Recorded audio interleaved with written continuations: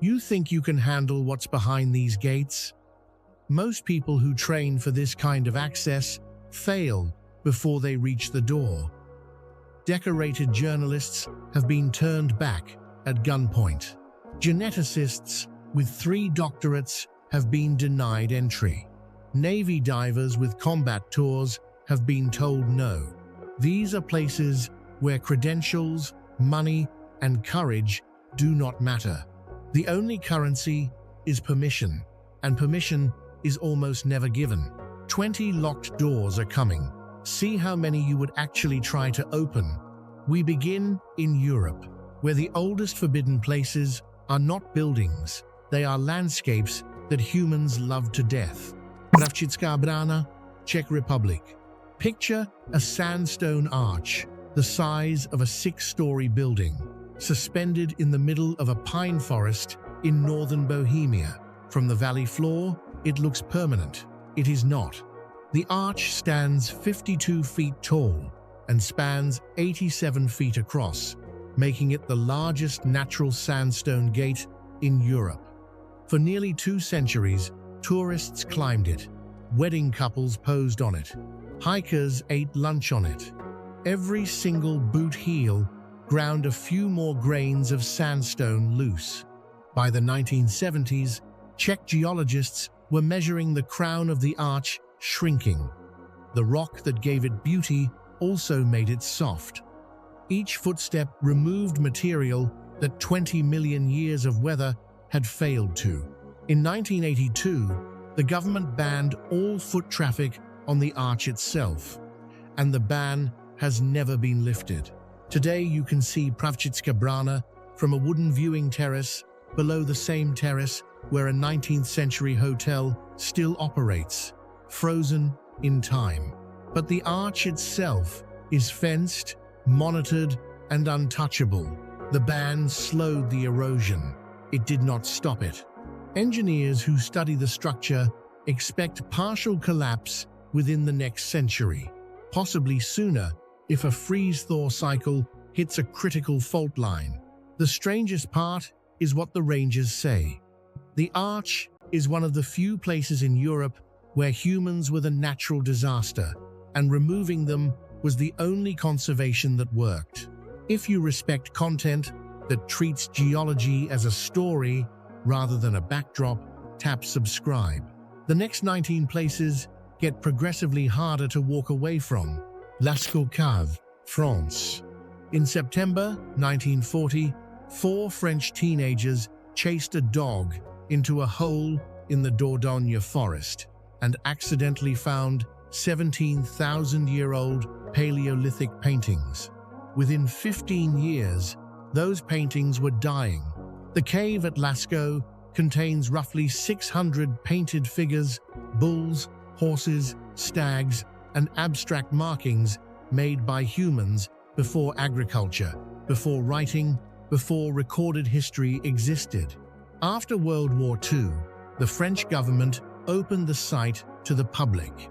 Around 1,200 visitors a day came through during peak season.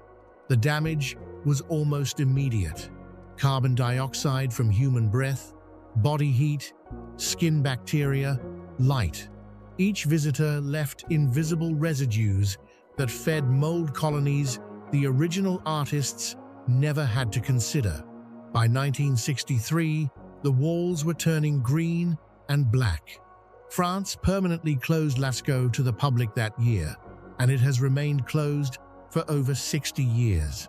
Only a handful of conservators are allowed inside today, and even they are limited to roughly 800 hours of total human presence per year, divided among the entire scientific team.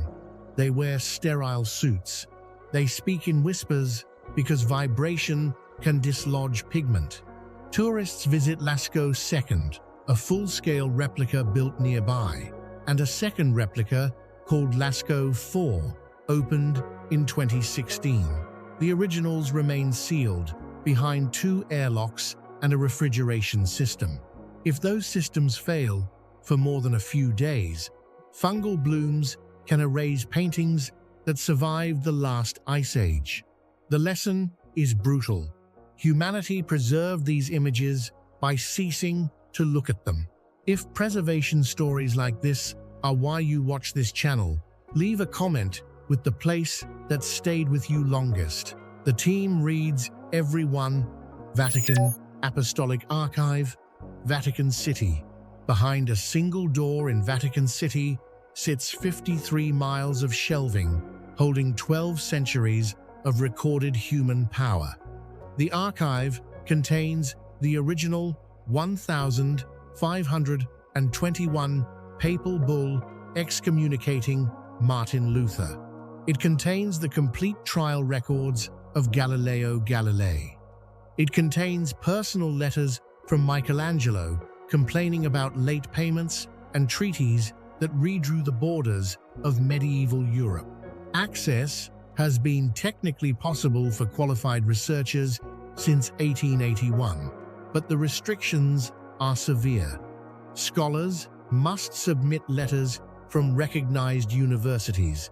They must request specific documents by name and catalog number they cannot browse. They are watched in reading rooms that allow no pens, no phones, no cameras. They are never permitted to enter the storage areas themselves. In 2020, Pope Francis unsealed records up to 1,958, including documents from the papacy of Pius XII during World War II. Everything after 1958 remains classified, and no public timeline exists for further releases. Vatican officials have confirmed the existence of documents that even the cataloging staff have never been allowed to read. The shelving alone tells you the scale of what is hidden. 53 miles. End to end, that would stretch from Manhattan to New Haven, Connecticut. Every inch packed with parchment, vellum, and brittle paper that the public will never see. Speculation runs from the mundane to the apocalyptic. Suppressed Inquisition records, diplomatic correspondence with regimes the Church would prefer history forget, reports on miracles and exorcisms that were never canonized. What makes the archive truly forbidden is not the lock. It is the system that decides which century your descendants might be allowed to read. If you find historical secrecy more disturbing than physical danger, you'll want to stay for what's coming next, a place that is forbidden, because what's inside is still actively trying to kill people. Chernobyl Reactor 4, Sarcophagus, Ukraine. On the 26th of April, 1986, Reactor 4 of the Chernobyl nuclear power plant exploded during a botched safety test, releasing roughly 400 times more radioactive material than the Hiroshima bomb. What remains of that reactor is now sealed inside two structures: the original concrete sarcophagus, hastily built in 1986, and the new safe confinement, a 36,000-ton steel arch slid into place in 2016. Over the entire site, the reactor core is still in there. So is approximately 200 tons of melted nuclear fuel that flowed downward and solidified into a substance scientists call corium, specifically a formation nicknamed the Elephant's Foot, lodged in a sub-basement. In 1986, standing near the Elephant's Foot for 30 seconds delivered a dose that caused dizziness within a week. 5 minutes meant certain death. Even today, only a tiny number of authorized scientists, structural engineers, and decommissioning workers ever enter the inner zones, and time inside is measured in minutes. The exclusion zone surrounding the plant covers roughly 1,000 square miles. The site is monitored by armed Ukrainian guards, and following the 2022 Russian occupation of the plant, soldiers who dug trenches in the Red Forest exposed themselves to radiation levels that hospitalized them within days. Decommissioning is projected to continue until at least 2065, which means the children alive today will be elderly before this site is considered manageable. The horror of Chernobyl is not just what it did, it is that the danger is patient. The fuel is still hot. The arch is a delay, not a solution. This entry is heavy on purpose. If you value coverage that treats real disasters with real respect rather than spectacle, the like button helps this kind of content reach the right audience. Grand Shrine of Ise, Japan. There are roughly 80,000 Shinto shrines across Japan, and almost every one of them welcomes visitors. One does not. The Grand Shrine of Ise, located in Mie Prefecture, is dedicated to Amaterasu, the sun goddess and mythological ancestor of the Japanese imperial family. It is the holiest site in Shinto belief, and the inner sanctum has been off-limits to the general public for more than 1,300 years. The shrine itself does something no other major religious site on Earth does. Every 20 years, the entire structure is demolished and rebuilt from scratch on an adjacent plot of land, using ancient woodworking methods that involve no nails, no glue, and no power tools. The most recent rebuilding was completed in 2013. The next is scheduled for 2033. The cost runs into the hundreds of millions of dollars and consumes roughly 10,000 cypress logs. Only Shinto priests of the highest rank and members of the Japanese imperial family are permitted past the inner wooden fences. Even the Prime Minister of Japan must stop at a designated outer point. Photographers who have tried to capture the inner buildings from drones have had their equipment confiscated by police. What ordinary visitors see is a forest of 1,000-year-old cypress trees, gravel paths, and the rooftops of buildings rising above the fence line. Behind those fences, something has been treated as sacred for longer than most countries have existed. Ise is a reminder that not every forbidden place hides a danger.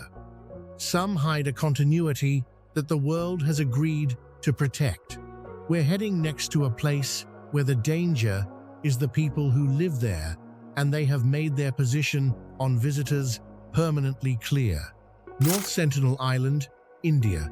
In November 2018, a 26-year-old American missionary named John Allen Chow paid local fishermen to drop him on a beach in the Bay of Bengal. He had been warned the Indian Navy patrols the waters around North Sentinel Island, and Indian law makes approach within 3 nautical miles a criminal offense. Chow went anyway. He was killed within hours by arrows fired from the tree line, and his body has never been recovered. North Sentinel is roughly the size of Manhattan, covered in dense forest, and home to the Sentinelese, one of the last uncontacted peoples on Earth. Estimates of their population range from 50 to 200, though no accurate count exists because no one has ever conducted a census. They have lived in isolation for an estimated 60,000 years since the original migrations out of Africa. Every documented attempt to make peaceful contact has ended in violence. In 2006, 2 fishermen who drifted ashore were killed and buried in shallow graves. Helicopters that fly too low have been targeted with arrows. A 2004 post-tsunami flyover famously photographed a Sentinelese man firing arrows at the helicopter as it surveyed for survivors. The Indian government's policy is now permanent isolation. The Sentinelese have no immunity to common diseases. A single cold virus could kill the entire population within weeks. Protecting them means leaving them completely alone. What makes North Sentinel forbidden is not military secrecy or environmental fragility. It is the explicit, repeatedly demonstrated wishes of the people who live there. If you've followed coverage of uncontacted peoples elsewhere and have informed thoughts on the ethics, the comments section under this video is exactly where that conversation belongs. We move now from islands to mountains, where the danger is buried under solid rock. Mount Yamantau, Russia. In the southern Ural Mountains, roughly 930 miles east of Moscow, sits a 5,381-foot peak that satellite imagery shows is surrounded by railroads, paved roads, and large structural complexes that no civilian map acknowledges. Construction inside the mountain began in the late 1970s, accelerated in the 1980s, and continued through the collapse of the Soviet Union and into the present. Russian authorities have never given a consistent explanation for what is being built. When pressed, officials have variously claimed the site is a mining operation, a food storage depot, a backup capital in case of nuclear war, or a repository for Russian state archives. American intelligence assessments since the 1990s have suggested it is a hardened command and control bunker designed to survive a direct nuclear strike and continue functioning as the seat of Russian government for months afterward. The closed city of Mezhgorye, with a population of roughly 17,000, exists at the base of the mountain specifically to support whatever is being constructed inside it. The city is itself off-limits without special permits. Estimates of the labor force at peak construction reached 20,000 workers. The cost has never been disclosed. Foreign journalists who have approached the perimeter have been turned back at military checkpoints, and those who pushed further have been detained. Drone overflights are met with electronic countermeasures. The Russian Federal Protective Service treats the site as among the most sensitive in the country. Whatever Yamantau is, it is the kind of facility a nation builds when it expects civilization to end and intends to keep functioning afterward. If geopolitical mysteries pull you in more than physical danger does, the next entry is built for you. Lake Vostok, Antarctica. 2.5 miles below the surface ice of East Antarctica, sealed from sunlight and atmosphere for an estimated 15 million years, sits a freshwater lake the size of Lake Ontario. The Russian Vostok Research Station, built directly above it, holds the record for the coldest temperature ever measured on Earth, -128.6 degrees Fahrenheit, recorded in July 1983. Winter darkness lasts months. Winter wind chill goes off conventional charts. The lake itself was confirmed by ice-penetrating radar in the 1970s, but reaching its waters without contaminating them became one of the most difficult engineering problems in the history of polar science. Russian drilling crews worked for over 2 decades, descending through 12,000 feet of glacial ice. They finally broke through in February 2012. The samples that came back have been heavily disputed because the drilling fluid used to keep the borehole open contained kerosene and freon substances guaranteed to contaminate anything pristine. What scientists hope is, in Lake Vostok, matters far beyond Antarctica.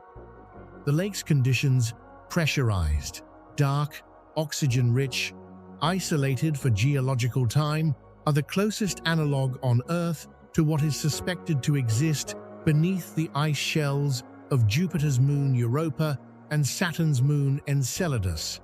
If life exists in Vostok, it suggests life can exist on those moons. Access is restricted to a tiny number of researchers operating under international protocols designed to prevent biological contamination of one of the last untouched ecosystems on Earth. For everyone else, the lake might as well be on another planet. We stay in extreme cold for the next entry, but the purpose shifts from scientific discovery to civilizational insurance. Svalbard Global Seed Vault, Norway. On the Norwegian island of Spitsbergen, 810 miles from the North Pole, a steel and concrete tunnel extends 430 feet straight into a frozen mountain. At the end of that tunnel, behind blast-proof doors designed to withstand the impact of a crashed airliner, sits humanity's agricultural backup drive. The Svalbard Global Seed Vault holds more than 1.3 million seed samples drawn from nearly every country on Earth. Wheat varieties from pre-war Syria, rice strains from rural Cambodia, wild relatives of corn and potato that no farmer cultivates anymore, but that may carry genetic resistance to diseases that do not exist yet. The vault was designed for one specific scenario: the catastrophic loss of crop diversity through war, climate collapse, or pandemic. The first withdrawal in history happened in 2015, when Syrian researchers requested seeds to replace a gene bank destroyed by the civil war in Aleppo. The seeds were grown out, multiplied, and returned to Svalbard by 2017. The system worked exactly as intended. Then the vault itself began to fail. In October 2016, unusually warm temperatures caused the permafrost around the entrance tunnel to partially melt, and meltwater seeped into the access passage. No seeds were damaged, but the Norwegian government invested over $20 million in waterproofing, drainage, and a new entrance structure. The facility, built to outlast a global disaster, was tested by the disaster it was built to outlast. The public cannot enter. Even depositing countries cannot freely retrieve their own seeds. Withdrawals happen only under extraordinary documented circumstances. If insurance policies that operate on a 1,000-year timeline are exactly the kind of story you came here for, tap subscribe before we go somewhere far older. Pluto's Gate, Turkey. Greek and Roman writers from the 1st century BC described a small cave in the ancient city of Hierapolis, where animals dropped dead within seconds of approaching the entrance, while priests dedicated to the underworld god Pluto walked in and out untouched. Tourists could buy small birds from vendors at the gate, toss them toward the opening, and watch them die. For nearly 2,000 years, scholars dismissed the accounts as religious theater. In 2013, Italian archaeologist Francesco D'Andrea announced he had located the cave, buried beneath later Roman construction. His team confirmed something else. The cave sits directly above an active geological fault that vents pure carbon dioxide gas through fissures in the limestone floor. Carbon dioxide is heavier than air. It pools in low spaces. At ground level, inside the cave, concentrations can exceed 90%, enough to kill a small mammal in under a minute, and a human within several minutes of exposure. Concentrations are highest at night and in the early morning, before the sun's heat disperses the gas. Those were the exact times the ancient rituals were performed.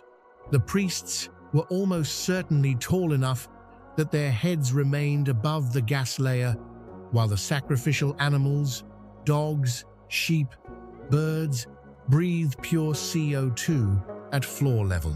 Modern researchers have measured live insects and birds dying within meters of the entrance during morning surveys. Today, the area is fenced off. Visitors to Hierapolis can see the cave from a viewing platform but cannot approach. The myth turned out to be physics. This is one of those entries where the comments section often contains scientists, geologists, and divers who've encountered similar gas pockets in their own fieldwork. If that's you, leave a note. We read them. We stay underground for the next entry. But the danger shifts from gas to something biological. Movile Cave, Romania. In 1986, Romanian construction workers testing soil for a power plant near the Black Sea coast accidentally drilled into a void that had been sealed from the outside world for approximately 5.5 million years. What they found inside Movile Cave overturned basic assumptions about how life on Earth can survive. The atmosphere inside the cave is actively hostile to humans. Oxygen levels run around 10%, roughly half of normal air. Carbon dioxide levels reach 2 to 3%, well above what humans can safely breathe. The air contains significant concentrations of hydrogen sulfide and methane. Visitors must wear respirators, or climbing back out unconscious is a real possibility. Reaching the lower chambers requires descending a 5-foot vertical shaft, then squeezing through narrow horizontal passages partly flooded with sulfuric water. Fewer than 100 people have been allowed inside since the cave's discovery, each requiring authorization from Romania's Speleological Institute and full decontamination protocols. The reason for the restrictions is the ecosystem itself. Cut off from sunlight for 5.5 million years, life inside Movile evolved to feed not on plants or sun, but on chemical reactions involving sulfur.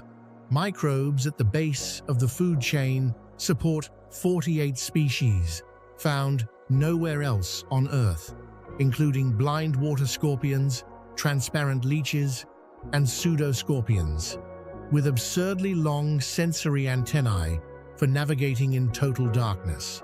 A single visitor introducing surface bacteria could destroy a closed evolutionary experiment that took millions of years to run. The cave is one of the closest analogues we have on Earth to what life might look like beneath the ice of Europa or Enceladus. We stay with isolated ecosystems for the next entry, but the location shifts to one of the most remote points on the planet.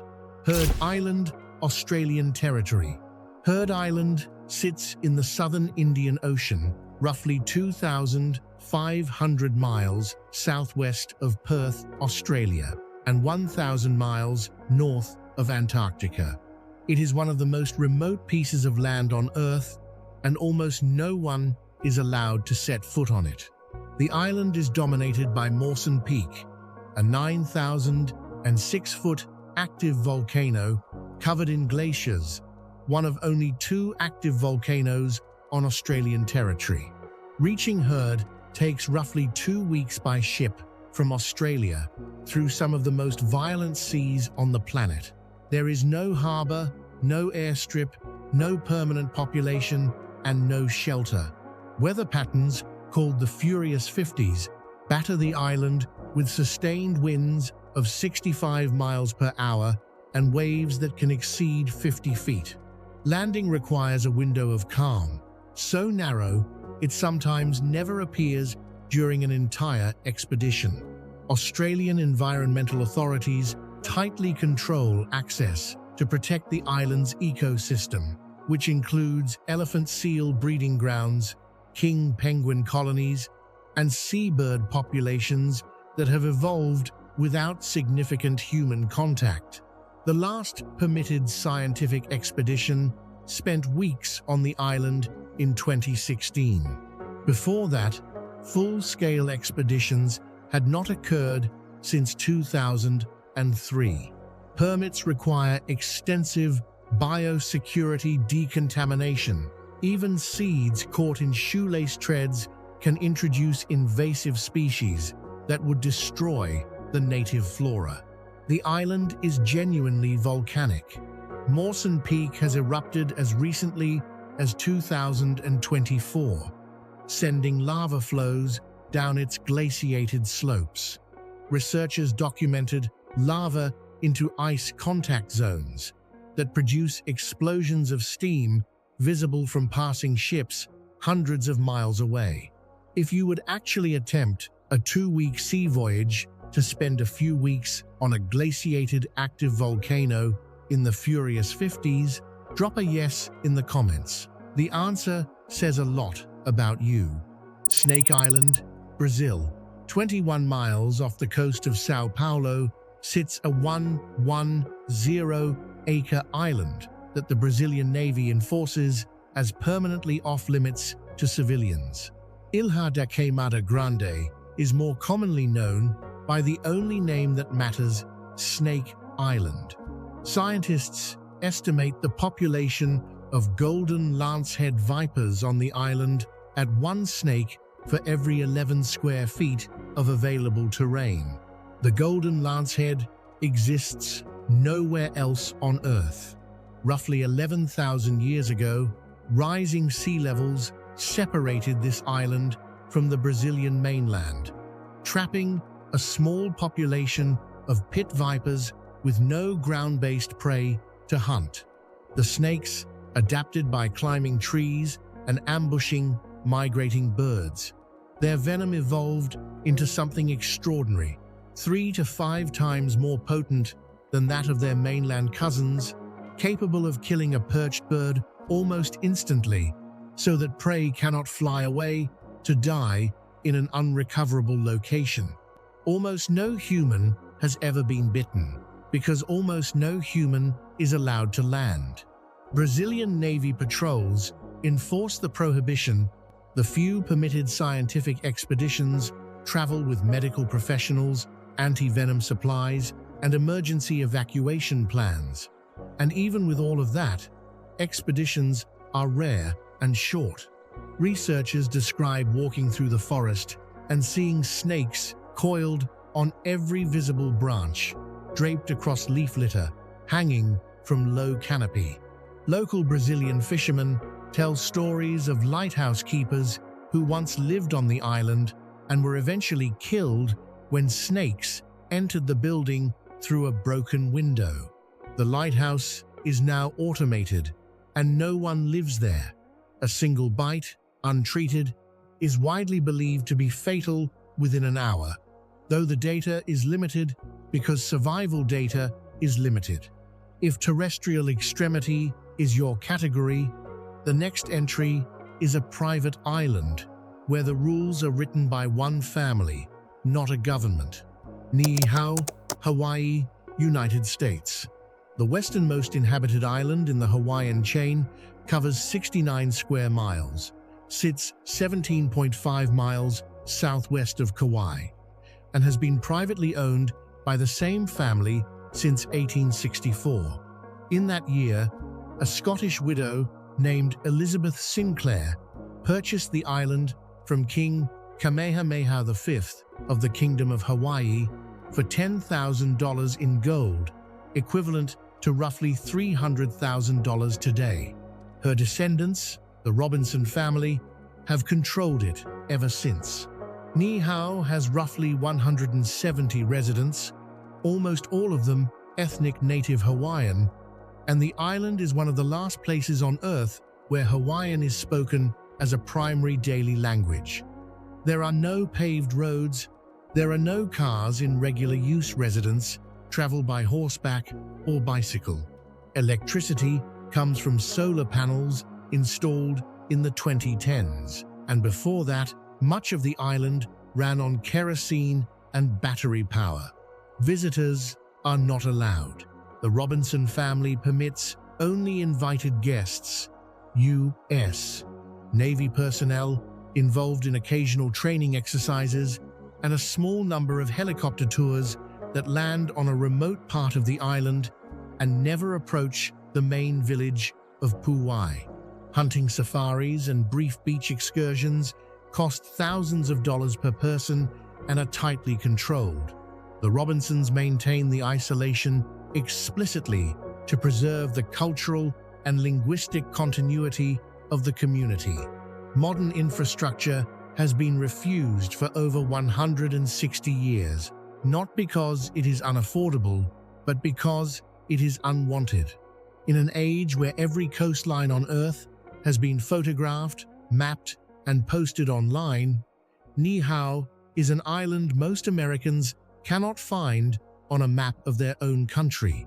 If you respect content that covers American geography, most channels skip. Hitting subscribe is the simplest way to tell the algorithm to send more of it. Surtsey Island, Iceland. On the 14th of November, 1963, fishermen off the southern coast of Iceland watched a column of black smoke and ash rise from open ocean. A submarine volcano was breaching the surface. Over the next 4 years, eruptions built a brand new island roughly 1 square mile in area, named Surtsey, after a Norse fire giant. The Icelandic government declared the entire island a nature reserve before the eruption even ended. Since 1965, only a small number of authorized scientists have been permitted to set foot on Surtsey, and the rules they follow are extraordinary. They cannot bring outside seeds, fruit, or organic matter. They must inspect their gear for stowaway insects. They cannot defecate on the island. All human waste must be carried back off. The goal is to observe how a sterile new piece of land develops life entirely from natural colonization with zero human interference. The results have been a textbook for biology. By 2008, researchers had documented 69 plant species, 89 bird species using the island, and a growing community of insects, fungi, and lichens, all of which arrived by wind, sea currents, or in the digestive tracts of birds. Surtsey is the only place on Earth where this process can be observed without contamination. The island is also slowly disappearing. Wave erosion has cut its size roughly in half since 1967. Geologists estimate Surtsey will be reduced to a shoal beneath the surface within 100 years. It is, for now, a 1 square mile time capsule of how every island on Earth was once born and colonized. We're entering the most heavily restricted territory of this entire list. Everything from here forward is guarded by armed personnel, classified documentation, or both. Mezhgorye and the Yamantau complex perimeter, Russia. The closed city of Mezhgorye, population roughly 17,000, exists for one purpose: to house the workers and security personnel attached to the underground complex inside Mount Yamantau. It is one of approximately 38 closed administrative territorial formations across Russia, called Zatos in Russian shorthand. Outsiders cannot enter without a permit issued by the Russian Federal Security Service, and permits are almost never issued to foreigners. The city was officially founded in 1979, though reliable population data did not appear in international sources until the 1990s. American satellite imagery from that decade revealed massive earth-moving operations, rail spurs, and at least 2 major tunnel entrances cut into the mountain. Construction has continued through the post-Soviet collapse, the Yeltsin era, and into the present. What goes on inside the complex remains classified. The most credible Western intelligence assessments describe a hardened underground facility designed to function as a wartime command post, capable of housing senior government and military personnel for extended periods following a nuclear strike on Moscow. Some assessments place the complex's internal volume at hundreds of millions of cubic feet of usable space. Journalists and diplomats who have asked Russian officials about Yamantau have received contradictory answers: that it is a mine, a food cache, an emergency evacuation site, or a strategic reserve. None of these explanations match the scale of construction visible from orbit. The perimeter is patrolled. The roads leading in are monitored. Anyone approaching without authorization is turned back, detained, or worse. The Russian state has spent over 4 decades and untold billions of rubles building something it will not name. The CTA team would love to hear from any defense analysts watching your read on this site. Genuinely informs the conversation in the comments. Area 51, Nevada, United States.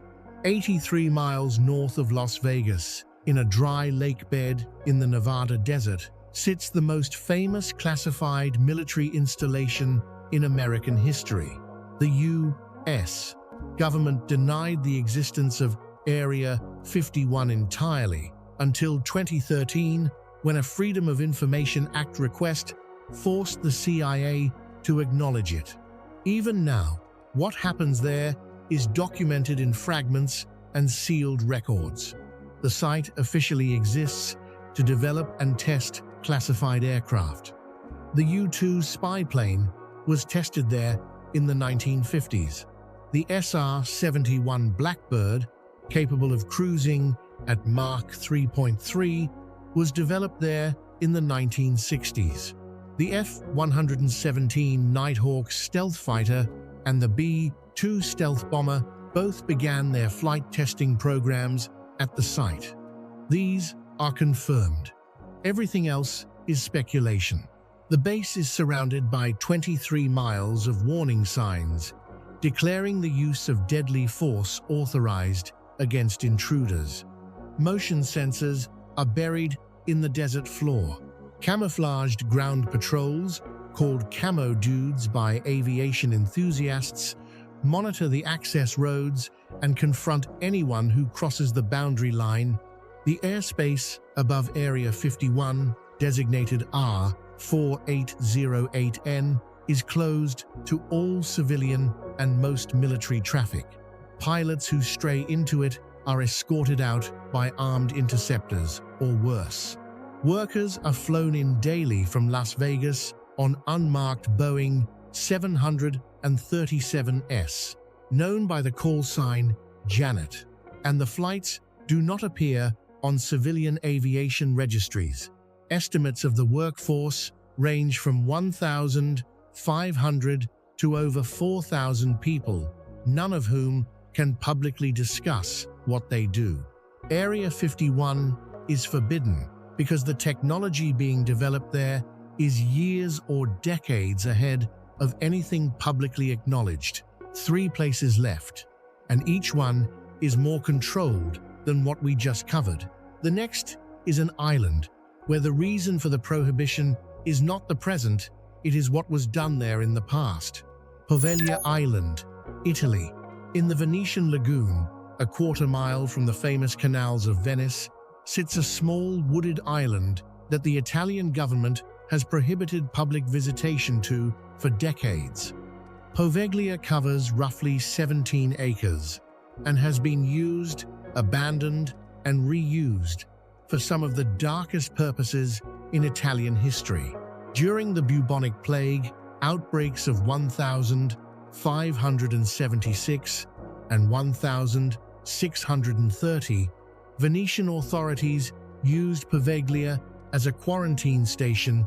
Plague victims, both confirmed and merely suspected, were shipped to the island and isolated until they either recovered or, more commonly, died. Mass graves were dug. Bodies were burned in pits. Estimates of the total dead buried on the island range from 100,000 to 160,000, though the true number is impossible to confirm because record-keeping during the plague was minimal. In 1922, a mental hospital was built on the island. Local accounts describe experimental treatments performed on patients, though Italian medical records from that era are partial and disputed. The hospital closed in 1968. The buildings have been crumbling ever since. Italian authorities cite structural instability as the official reason for the prohibition. The buildings are unsafe. The shoreline is eroding. Asbestos contamination is documented throughout the hospital structure.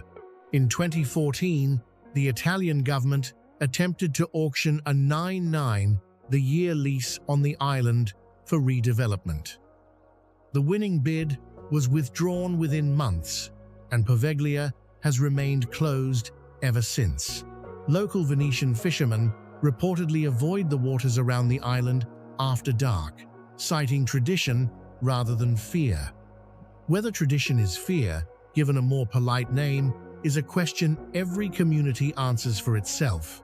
If island history with this kind of weight is your category, the comments under videos like this turn into incredible threads. Add yours. Bohemian Grove, California, United States. 75 miles north of San Francisco, in 2,700 acres of old-growth redwood forest in Sonoma County, sits the most exclusive private campground in the United States. Bohemian Grove has hosted an annual summer encampment since 1872, and its membership list has included every Republican president since Calvin Coolidge, multiple Democratic presidents, a long list of Fortune 500 chief executives, top-ranking military officials, and figures from finance, media, and entertainment. Membership in the Bohemian Club, which owns the Grove, is by invitation only and reportedly has a 15-year waiting list. The annual encampment lasts about 2 weeks each July. Attendance is restricted to members and their personal guests. Women are not permitted as members, and during the encampment, no female staff are allowed in many of the camp's inner areas. The most famous documented event at the Grove is the Cremation of Care ceremony, held under a 40-foot concrete owl that members refer to as the Great Owl of Bohemia. The ceremony, which involves robed figures and a symbolic burning, has been described in sworn affidavits and recorded on hidden camera by infiltrating journalists, most notably Alex Jones in 2000 and Philip Weiss for Spy magazine in 1989. Security is extensive. Private guards patrol the perimeter. Roads in the surrounding area are monitored during the encampment. Local police have on multiple occasions detained journalists who attempted to document arrivals and departures. What actually gets discussed inside the Grove is not officially recorded. The Manhattan Project was reportedly first discussed there in 1942 during a planning meeting attended by Ernest Lawrence and other physicists. What has been discussed since is anyone's guess. One place left.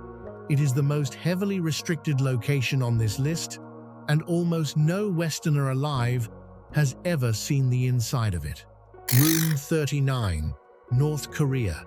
Inside the Workers' Party of Korea headquarters in Pyongyang sits an office whose existence the North Korean government has never officially acknowledged.